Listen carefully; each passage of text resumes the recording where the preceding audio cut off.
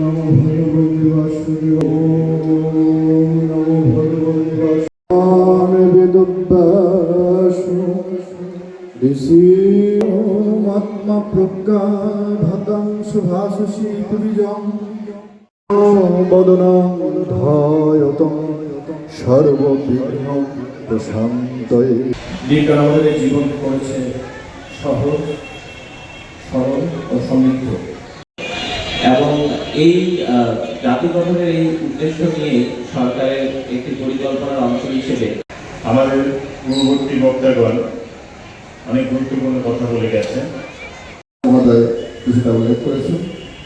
আজকের এই অনুষ্ঠানের উদ্দেশ্য হচ্ছে যে আমাদের প্রতিভা অন্বেষণ, আমাদের জীবন অচল।